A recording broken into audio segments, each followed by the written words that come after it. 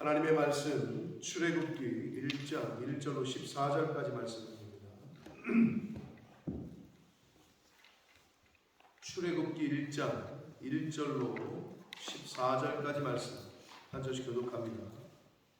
야곱과 함께 각각 자기 가족을 데리고 애굽에 이른 이스라엘 아들들의 이름은 이러하니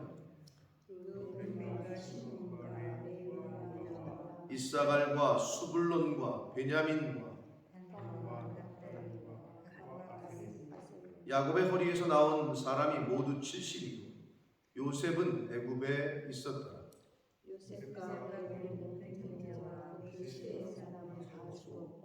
이스라엘 자손은 생육하고 불어나 번성하고 매우 강하여 온 땅에 가득하게 되었더라.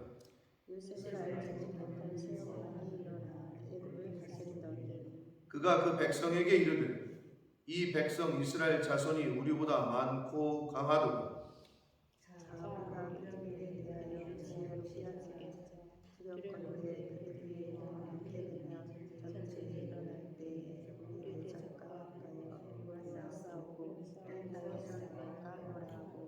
감독들을 그들 위에 세우고 그들에게 무거운 짐을 지우고 괴롭게 하여 그들에게 바로를 위하여 북고성 비돔과 라암셋을 건축하게 하니라.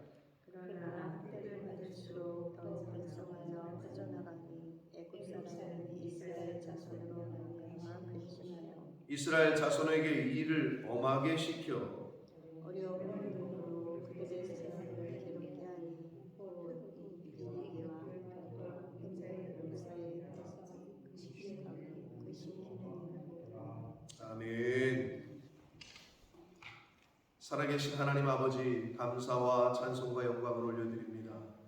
오늘도 생명 주시고 새날 허락하시고 건강도 주시고 저희들의 발걸음을 아버지의 집으로 주님의 몸된 교회로 이 은혜의 보좌 앞으로 옮겨주셔서 찬송케 하시고 기도하게 하시고 하나님의 말씀을 들을 수 있는 이 복된 자리로 저희를 불러주시니 아버지 감사합니다. 하나님 아버지, 오늘 주신 모든 것들을 통하여 하나님께 영광을 돌리며 하나님 기뻐하시는 오늘 한날을 살 수 있도록 오늘 하루를 살아가며 세상에 대하여 믿음으로 반응하여 믿음이 이긴다 하셨으니 그 믿음으로 살아가는 오늘 한날을 사는 저희들 모두가 되게 하여 주옵소서. 이 시간 하나님의 말씀을 듣겠사오니 성령 하나님 한 사람 한 사람 심령 위에 임마누엘로 임하여 주옵소서. 예수 그리스도 이름으로 축복하며 기도 올리옵나이다. 아멘. 자, 오늘부터 출애굽기의 말씀을 함께 나눕니다. 출애굽기는 이 새벽 예배 때 나눈 것은 거의 제 기억에는 10년 가까이 되지 않았나, 7, 8년 가까이 되지 않았나 싶은데 출애굽기의 말씀은 우리 인생사와도 같기 때문에 이 출애굽기의 말씀을 통해서 주시는 교훈을 2023년 이 3분의 2가 지난 이 시점에서 이제 딱 오늘이 9월 1일 3분의 2가 지났고 3분의 1이 남은 시점에 이 출애굽기의 말씀을 시작하는데 언제 끝날지 모르나 총 40장으로 되어 있는 출애굽기의 말씀을 통해서 다시 한번 우리들의 인생을, 나의 인생을 되돌아보고 교훈받는 그러한 시간이 되기를 원합니다. 자, 출애굽기라는 한글 성경의 제목은 구약 성경의 헬라어 역본인 70인역에 따른 거예요. 자, 구약 성경은 히브리어로 되어 있고 신약 성경은 헬라어로 되어 있는데 구약 히브리어로 되어 있는 이 구약 성경을 그리스어 헬라어로 번역을 한 게 70인역이다 라고 말씀을 드렸어요. 쉽게 얘기해서 70명이 번역을 한 거예요. 그래서 70인역이다 이렇게 얘기하는데 이 70인역에서 제목을 어떻게 했냐면 헬라어로 엑소도스라고 했단 말이에요. 그리스 가셨던 분들 기억 안 나시겠지만 그리스에서 고속도로 타다가 빠지는데 거기 항상 엑소도스라고 써있다고. 그게 뭐예요? 출구. 거기서 엑시트가 왔다. 영어의 엑시트가 엑소도스에서 왔다. 그래서 이 그리스 사람들이 그 70인역으로 번역을 할 때 출애굽기를 엑소도스라고 했다. 말 그대로 탈출, 뭐 출발, 밖으로 나감 이런 뜻의 엑소도스라고 이름을 붙였어요. 그러면 원래 히브리어 성경의 그 제목은 뭐냐? 원래 히브리어 명칭은 그리고 이것들이 그 이름들이다 이런 뜻이에요. 쉐모트, 이름들이라는 제목이에요. 지금 여러분이 우리가 1장 1절부터 14절까지 읽었는데 1장 1절이 어떻게 시작되느냐?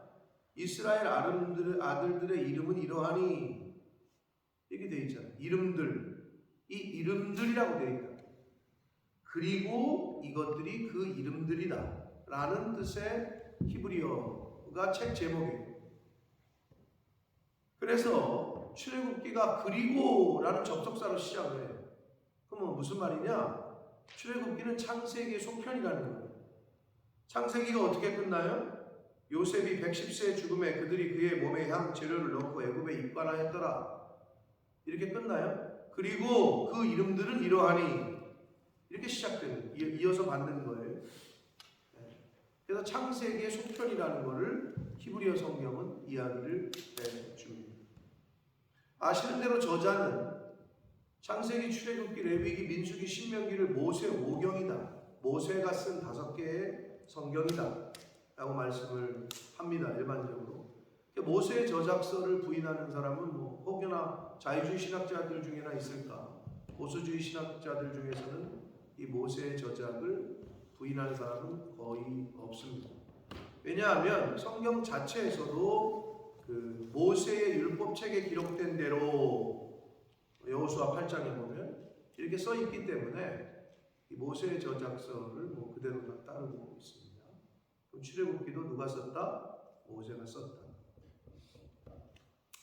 자, 기록 장소는 일반적으로 시내산으로 봅니다. 시내산에서 모세가 이 계시를 받았다라고 일반적으로 보고 있고, 당연히 이스라엘 백성들을 대상으로 쓰여졌습니다. 당시 이스라엘 백성들을 대상으로. 그리고 이 출애굽기에 나오는 40장에 걸쳐서 있는 이 말씀의 핵심어는 우리가 잘 아는 대로 구출, 구속, 계명, 율법 이런 단어들이 핵심적인 단어들이라고 할 수가 있겠고, 1장부터 40장까지 총 40장으로 되어 있어요. 근데 크게 둘로 나눠요. 1장부터 18장까지는 출애굽의 전 과정이 기록되어 있어요. 출애굽 과정이 기록되어 있습니다. 19장부터 마지막 장 40장까지는 출애굽 이후에 이스라엘 백성들이 어디 살아요? 광야 살죠? 광야 생활, 광야에 머무는 그 이스라엘 백성들의 생활을 보도를 합니다. 자, 그래서 출애굽 과정이 18장까지 기록이 되어 있고 19장부터 마지막 40장까지는 40여 년의 그 광야 생활 동안의 이스라엘 백성들의 이야기가 어떻게 찌굿받고 했는지, 어떻게 그들이 생활했는지, 어떤 모습, 어떤 말들을 했는지 이런 기록이 되어 있다. 자, 이게 이제 개괄적인 출애굽기에 대한 내용입니다. 자, 그래서 오늘은 이 이스라엘 자손이 이제 세대 교체가 되는 장면이 나와요. 처음에는 애굽 이주 1세대의 명단과 이스라엘 민족의 번성에 대한 이야기를 처음에 하고 있고, 그 이후에 이제 애굽의 요셉을 모르는, 요셉이 총리로 있었잖아요. 요셉을 모르는 새 왕이 나타났다. 시대가 바뀌는 거죠. 시대가 바뀌어요. 요셉과 그의 형제, 그 시대 사람은 다 죽었다. 이제 시대가 바뀌는 것을 알려줍니다. 자, 그러면서 이 출애굽기가 시작이 됩니다.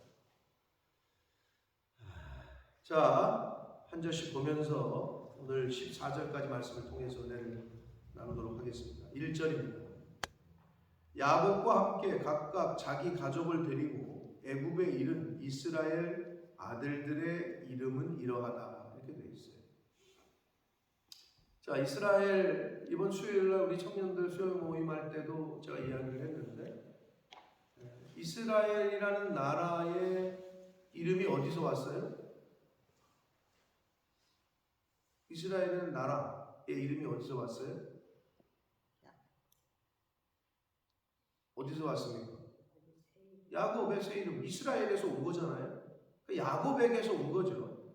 그 말은 이스라엘 민족이 그 구성이 야곱의 아들들로 된 거잖아요. 아들이 몇 명이에요? 12명, 12지파. 지금 그 얘기를 하는 거예요. 12지파에 대한 이야기를 합니다.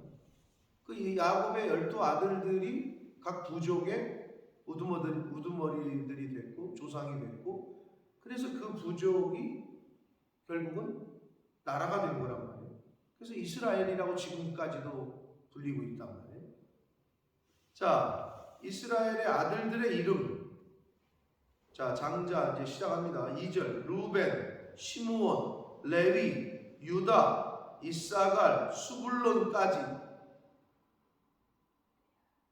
누구를 통해서 난 거예요? 이 6명은 레아를 통해서, 야곱과 레아를 통해서 났고요. 자, 그럼 베냐민, 내 엄마는 누구예요? 라헬입니다. 베냐민과 누구예요? 요셉인데 요셉은 따로 뗐어요. 왜? 당시에 요셉은 따로 떼서 언급할 만하죠. 민족을 살렸고 온 가족을 살렸으니까. 그래서 따로 언급을 해요, 이 성경에서. 자, 그 다음에 납달리, 단과 납달리는 라헬의 여종이었던 비라가 엄마입니다. 비라. 갓과 아셀은 레아의 여종이었던 실바가 엄마예요. 그리고 이 요셉은 애굽에 있었더라 하면서 요셉을 따로 뗐어요.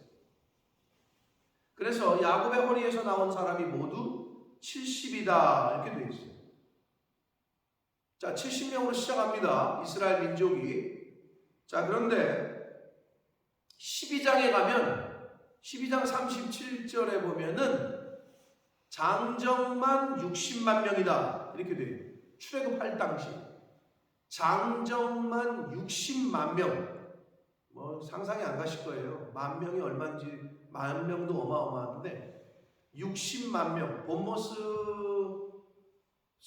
풀하고 크라이처치까지 합쳐서 뭐 30만이 안 되니까 뭐 20몇만 이렇게 보는데 60만 명이 돼요. 70명으로 시작해가지고 어마어마하게 번성했죠. 어마어마하게. 자, 이렇게 명단 이름을 얘기를 하고 6절에 와서 요셉과 그의 모든 형제, 그 시대의 사람은 다 죽었다 이렇게 돼 있어요. 본모스 1세대라고 할 수 있는 여러분들이 다 죽어요. 이제 저와 여러분이 다 하나님의 부르심을 받으면 우리의 다음 세대가 어떨지 모르겠어요. 더 많아질 것 같으세요? 더 줄어들 것 같으세요? 본모스의 한인이 왠지 더 줄어들 것 같아요. 점점 줄어들 것 같아요. 근데 이게 지금 본모스 얘기가 아니라 대한민국의 이야기예요. 일론 머스크, 나는 그 사람 잘 모르는데 대한민국에 대해서 기분 나쁜 예언을 했죠. 100년 이내에 대한민국은 망할 거다 이렇게 예언을 했어요. 그 사람. 왜? 안 나니까 과학적으로 얘기하는 거죠. 전 세계에서 출산율이 0.1%가 한 명이 안 되는 나라가 우리나라이기 때문에 0.8인가 0.7인가 저출산율 1등이란 말이에요. 애를 안 낳아. 점점 쪼그라드는 거죠. 그래서 그 사람은 100년 후에 대한민국은 없어질 거다 이렇게 얘기했다. 생육하고 번성하라. 이게 인간에게 주신 첫 번째 말씀이고 명령인데 사실 우리 대한민국은 지금 그 명령에 기본적인 하나님이 첫 번째 주신 명령에 어게인스트하고 있는 거예요. 애를 안 낳아요. 결혼 안 하고 아주 총체적인 문제인 거예요. 이 애굽 사람들이 이스라엘 사람들을 왜 두려워했어요? 이 맨파워 때문에, 머리 숫자 때문에. 점점 많아지니까 두려운 거예요. 그 수가 많아지니까. 왜 중국 시장을 빼놓고는 세계 경제를 논할 수 없어요? 인구가 제일 많으니까.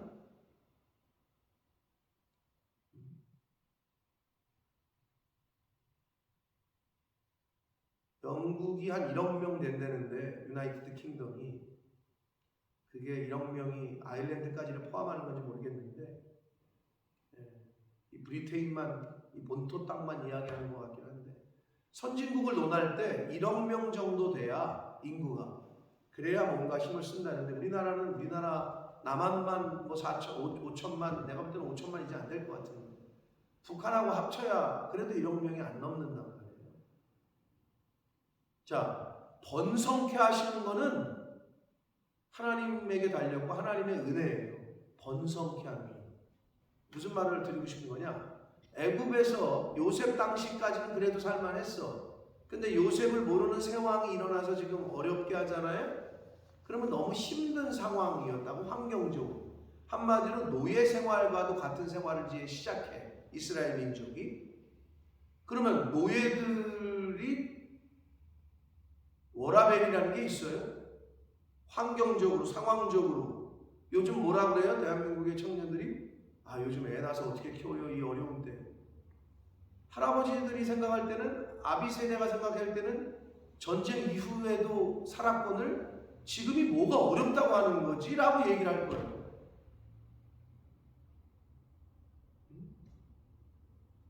이스라엘 민족이 종살이를 했는데도 60만 명이 됐다고? 그럼 뭐 그럴 거예요? 아유, 못 배우고 할 게 없으니까 애나 쳐놨지 뭐 이럴 거예요? 그게 아니라니까. 생육하고 번성하는 거는 하나님의 손에 있어요. 결국 우리 대한민국의 많은 사람들이 하나님을 떠나고 말씀을 떠나니까 번성하지 못하는 거예요.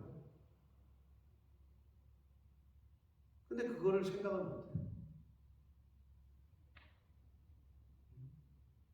지금 뭐 여러 가지 저출산율 대책을 뭐 한국도 지금 하고 있는데 뭐 셋째부터는 아파트 특별 공급입니다. 거의 넷째, 다섯째 있잖아요. 그럼 1순위예요 그냥. 셋째부터는 애들 대학교 등록금도 안 내요. 네, 많이 바뀌고 있어요 지금. 비슷해지는 거겠지. 이 나라도 그랬겠지. 그런 과도기가 있었겠죠. 애 날수록 돈 주잖아요. 한국도 이제 그럴 판이에요. 그래서 한 명당 뭐 100만 원씩 준다 뭐 이런 얘기들이 나오고 있어요. 병장 월급이 얼마인 줄 아세요? 유재원 집사님? 내년부터 168만 원인가 그래요. 168만 원. 어이씨, 병장 월급이 나 15,000원 받았는데 2만 원인가 15,000원. 아마 내가 볼 때는 10,000원 정도 받지 않으셨을까? 우리 집사님 때는. 연초비까지 담배 안 피니까 연초비까지 합쳐서 2만 원이 안 됐던 것 같은데. 아무튼 시대가 그렇게 바뀌어가고 있는데 생육하고 번성하는 것은 하나님의 은혜가 아니면 될 수가 없거든요. 그 말은 하나님을 떠나고 말씀을 떠나니까 생육하고 번성하는 게 쪼그라드는 거예요. 삶이. 아니 여러분 이제 다음 세대가 없으면 그냥 끝나는 거예요. 말 그대로 대가 끊기는 거예요. 역사 속에서 사라진다고. 지금 한국이 그럴 판이에요. 얼마나 이게 심각한지 몰라요. 자, 다 죽었어요. 세대 교체가 됐어요. 그런데 7절에 보니까 이스라엘 자손은 생육하고 불어나 번성하고 매우 강하여 온 땅에 가득하게 되었다. 이거는 하나님이 핸들링 하신 거예요. 하나님이 핸들링 하신 거예요. 왜 그러느냐? 가나안 땅에 있던 야곱과 야곱의 가족을 애굽으로 보내셔요. 하나님의 방법. 그런데 창세기에 나와 있는 것과 조금 그 이전에 아브라함이나 이삭 때하고는 조금 달라요. 아브라함과 이삭에게는 하나님이 뭐라고 그러셨죠? 애굽으로 내려가지 말라라고 말씀하셨어요. 근데 이때는 야곱과 그의 일행을 야곱에게 나타나셔서 하나님이 뭐라 그러셨냐면 창세기 46장에 보면은 애굽으로 내려가길 두려워하지 말아라 라고 하나님이 그러시네요. 야곱에게. 뭐가 안 맞죠? 아니 그때는 내려가지 말라고 지금은 내려가라고. 당연히 상황이 다르죠. 왜 아브라함과 이삭에게는 애굽으로 내려가지 말라고 그랬어요? 그때는 아브라함과 이삭이 애굽을 의지하려는 마음이 있었기 때문에 애굽을 의지하지 말고 나만 의지해라 이런 의미였었고, 그래서 가지 말라고 한 거고. 그럼 이때는 왜 가라 그랬을까? 이때는 왜 가라 그랬느냐? 하나님의 섭리가 있었는데 그게 뭐냐? 당시에 가나안 땅에 살고 있던 야곱과 야곱의 자식들이 가나안 땅에 있던 풍습을 받아들여요. 대표적인 게 근친상간, 부도덕적이고 그 땅에 있던 음란한 문화를 보고 배우네. 그러니까 하나님이 안 되겠는 거야. 요셉을 통해서 이 이스라엘 민족의 조상들인 야곱과 그의 아들들을 애굽으로 이주를 시켜요. 그러면 애굽은 어땠을까? 왜 애굽이 하나님의 백성들을 구별하고 분리하는데 최적의 장소였느냐? 당시에 이 애굽은 우상이 뭐였냐면 동물이었어. 양, 염소. 그런데 이스라엘 민족은 양, 염소를 막대하는 양, 염소를 치는 유목민이잖아. 왔는데 요셉이 위치가 있으니까, 근데 우리 보니까 자기들의 신을 그냥 한단 말이야. 그래서 그 당시에 아예 상종을 안 했대요. 딱대로 떼서 얘네들만 내버려 둔 거야. 자기들이 볼 때에는 얘네랑 상종하면 안 되는 거야. 자기들이 섬기는 신을 갖다가 막대기로 치고 막 그러니까. 그러니까 이스라엘 민족을, 부족을 그냥 냅뒀다는 거예요. 그래서 고센 땅에 따로 그냥 걔네끼리만 살게. 하나님의 섭리죠. 그래서 분리가 돼. 섞이지 않게. 하나님의 방법이었고 계획이셨다. 그래서 그렇게 애굽에서 키우신 거예요. 그러다가 이제 때가 돼서 하나님이 번성케 하시고 이제 강하게 해 주셨어요. 지금 그 얘기. 그런 차이가 있어요. 애굽으로 가지 말라고 할 때는 언제고 또 내려가라고 할 때는 언제다. 읽으실 때 아마 그런 좀 기억하시는 분들은 그런 궁금증이 퀘스천이 있으셨을 텐데, 바로 그러한 하나님의 의도가 있었고 계획이 있었고 섭리가 있었다. 이스라엘 자손이 생육하고 불어나 번성하고 매우 강하여 온 땅에 가득하게 되었다.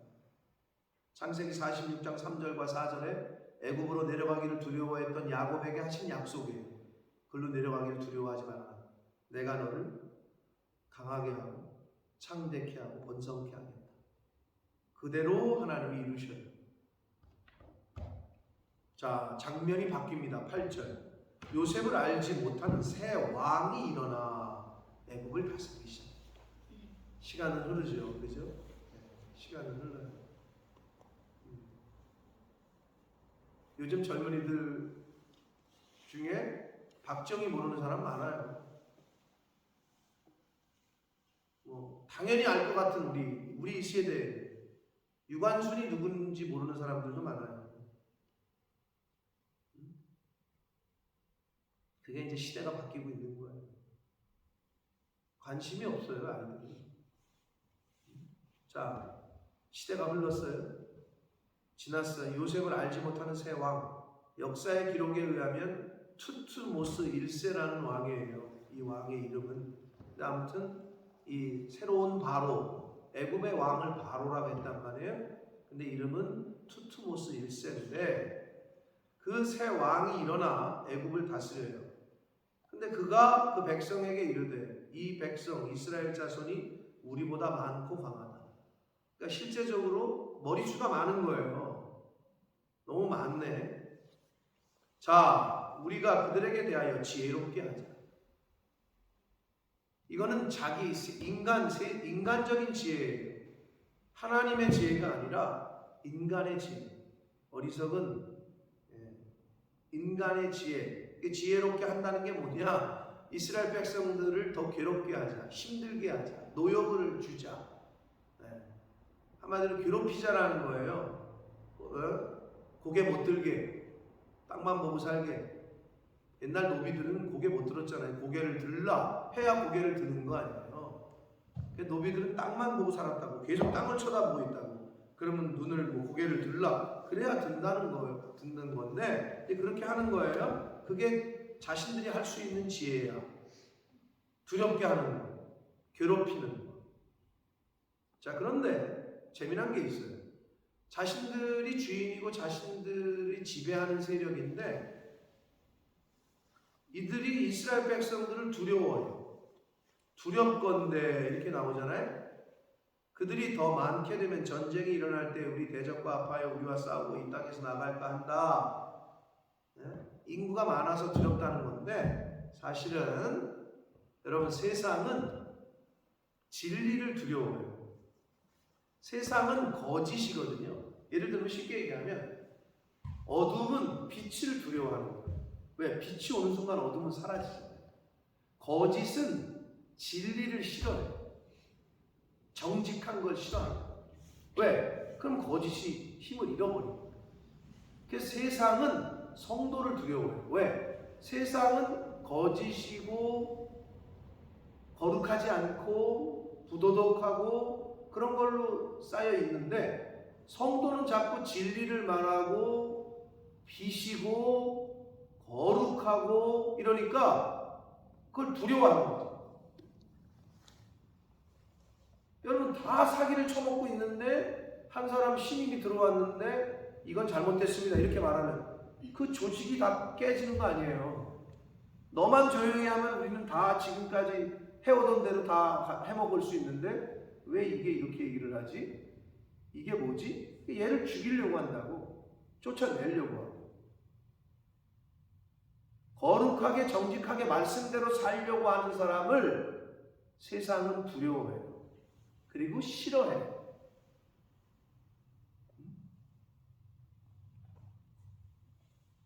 그럴 수밖에 없어요. 하나님 말씀대로 살면 세상으로부터 왕따 당할 수밖에 없다. 괴로움 당할 수밖에 없다. 자, 그래서 그들이 그 왕이 요셉을 모르는 새 왕이 한 게 결국은 무거운 짐을 지우자. 한마디로 더 노역을 주고 어렵게 하자. 그래서 건축을 하게 했어요. 북고성 비돔과 람셋을 건축하게 했다. 근데 12절. 이게 이제 우리의 정체성이에요. 기독교는요. 학대를 받을수록 번성했어요. 기독교는요. 평안하면 망했어요.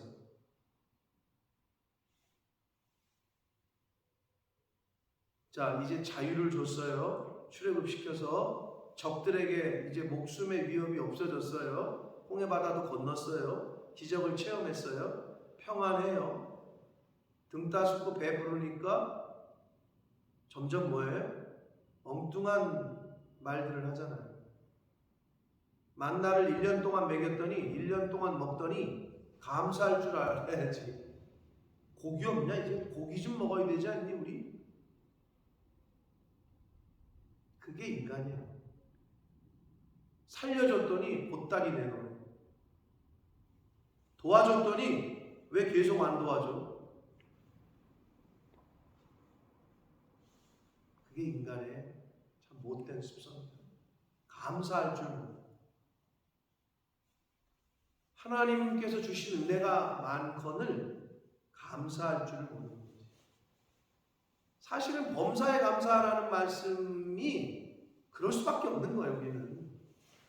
우리가 뭐 태양을 뜨게 할 수 있어요. 비를 내리게 할 수 있어요. 눈을 뜨게 할 수 있어요. 우리 이 5장 6부를 우리가 컨트롤해요? 야 심자가 오늘도 잘 뛰어줘라. 야 다리야 오늘도 계단 좀 잘 내려가줘라. 이런 걸 여러분이 컨트롤해요? 그렇지 않아요. 오토매티클리 되는 것 같죠? 그렇지 않다니까요. 내 머릿속에 종양이 안 생기게 해주십시오. 여러분 그렇게 기도해서 지금 머릿속에 뇌 종양이 없어요? 내 몸에는 암덩어리가 없게 해주세요. 이걸 기도해서 지금 여러분 몸에는 암덩어리가 없어요? 그렇지 않다니까요. 사실은 우리는 그냥 눈 뜨고 이렇게 생활하는 오늘 하루를 이렇게 살아갈 수 있는 게 은혜고 감사한 것밖에 없는 거예요. 아멘? 그런 마음으로 하루를 사시냐 이거야. 그렇게 하루를 대하냐 이거야. 근데 그게 안 돼. 왜? 나보다 더 이렇게 저 사람 좋은 차 타네. 저 사람은 좋은 집에 사네. 저 사람은 좋은 거 먹네.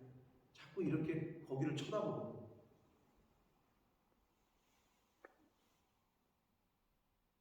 여러분의 자녀가 집에 와서 아빠 나는 왜 이것도 없고 왜 우리 집은 이것도 안 되고 우리 집엔 이것도 없고 이렇게 얘기하면 아버지 입장에서 어때요? 자꾸 비교를 해요. 왜 우리 집엔 수영장도 없어요? 왜 내 방에는 화장실이 없어요? 마음이 어떠시겠어요? 부모 마음. 근데 하나님 편에서 볼 때 자꾸 비교를 해요.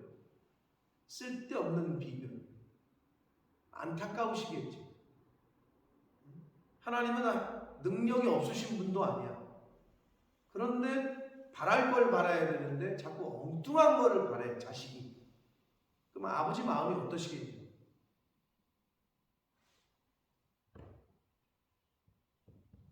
학대를 받을수록 더욱 번성하여 퍼져나간다.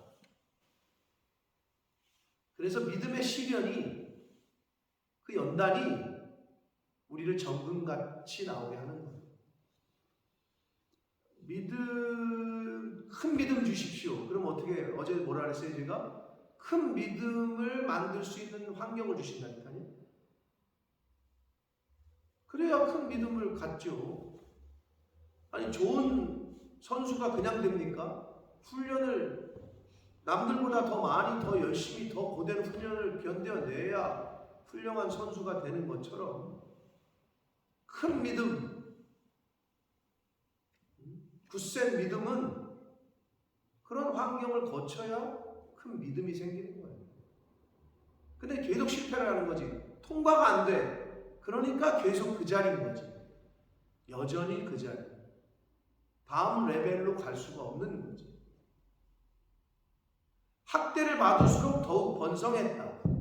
그럼 어떻게 해? 우리에게 인생을 살면서 믿음의 시련이 와. 연단이 와.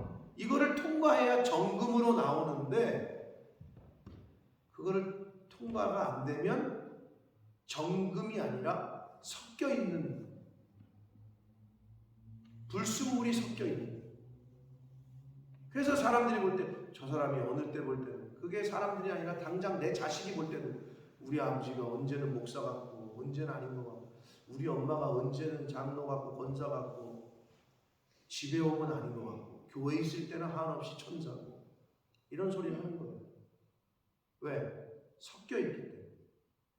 어쩔 땐 이런 모습이 나오고 어쩔 땐 이런 모습이 나오고 그거를 줄여가는 게 신앙생활이고 그거를 이제는 그런 모습이 아니다. 그래서 제가 늘 비유를 들듯이 죽은 사람은 요동침이 없어요. 이게 죽은 거야. 산 사람이 자꾸 오르락 내리락 오르락 내리락. 그래서 그리스도 안에서 죽자는 얘기는 바로 그거야. 이거 딱 그냥 수평이지. 올라가지도 않고 내려가지도 않고 올라가지도 않고 내려가지도 않고. 근데 살아있는 사람은 이게 이렇게 막 뛰잖아요. 병원에 가면은 그게 아직 산 거야. 어떨 땐 업, 어떨 땐 다운, 업 다운, 업 다운. 그러니까 헷갈리는 거야. 자식들도 헷갈려. 부모가 계속 업다운이 심해잖아요. 자식들은 평안하지가 않아요. 우리 엄마가 오늘은 우리 아빠가 오늘은 업이야 다운이야. 불안한 거야 늘. 주변도 똑같아요. 근데 어느 때든지 그냥 평안을 유지하는 사람은 사람들이 대할 때 편안하죠. 근데 이 낙차가 큰 사람이 있어요. 업다운이 큰 사람. 이런 사람들 주변에는 불안해요. 긴장해요. 내가 안 죽어서. 그러니까 사도 바울이 그걸 깨달은 사도 바울이 매일 죽노라 라고 고백한 거예요. 그러니까 결국 잘 죽어야 돼요. 우리가. 내 옛사람을 잘 죽여야 돼요. 학대를 받는데 번성한대요. 근데 기독교 역사상 어렵고 고난이 있고 박해를 받으면 더 번성했어요. 그런데 말 그대로 잘 되는 것 같고 평안하고 부흥하고 이때 더 정신 똑바로 차려야 되는데 그러면 망해요. 한국교회가 2000년대를 정점으로 이제는 계속 하락세예요. 기독교가 하락세가 되니까 사회가 그냥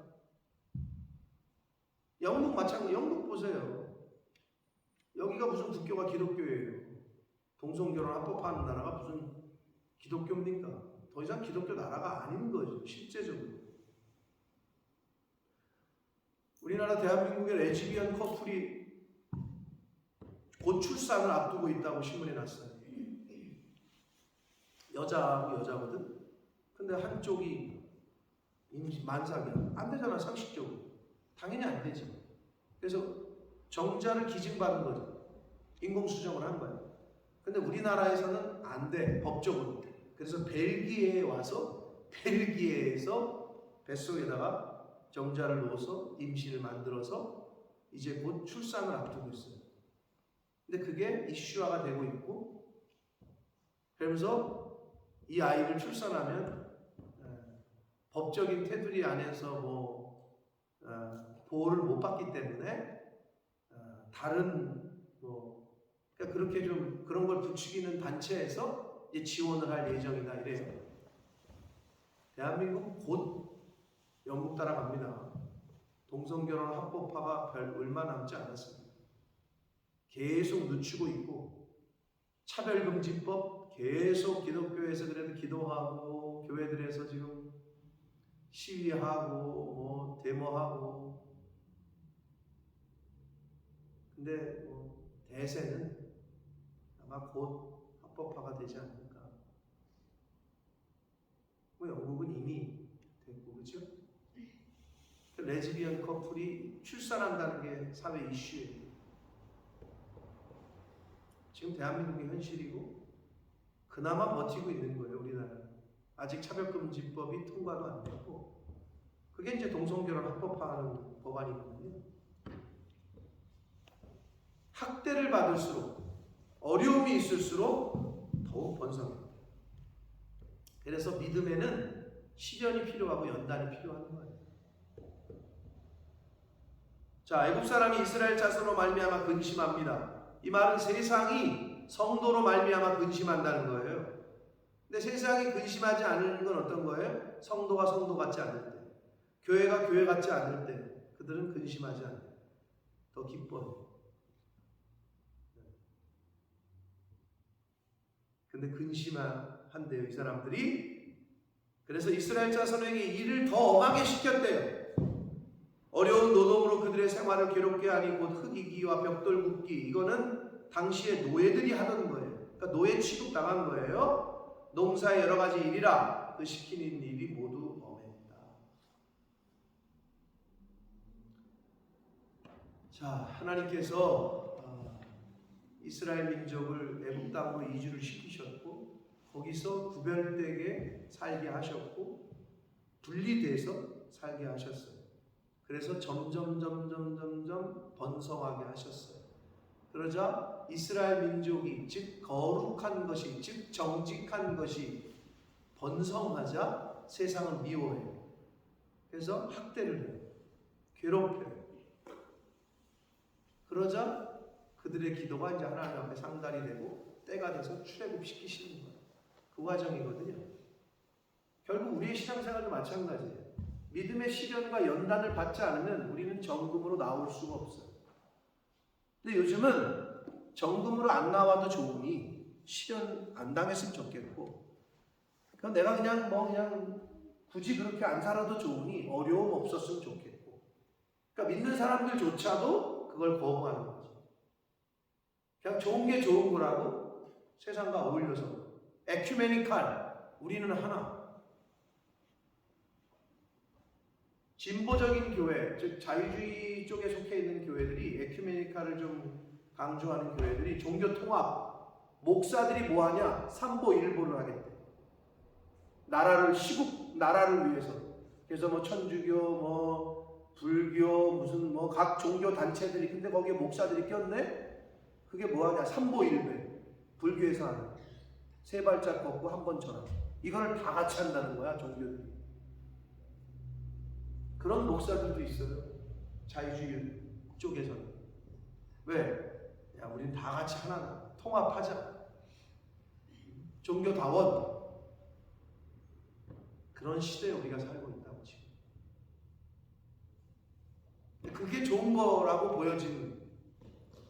근데 그걸 안 하면 넌 그렇게 독단적이냐, 너네는 왜 이렇게 독선이냐, 이렇게 얘기하는 시대에 우리가 살고 있어요.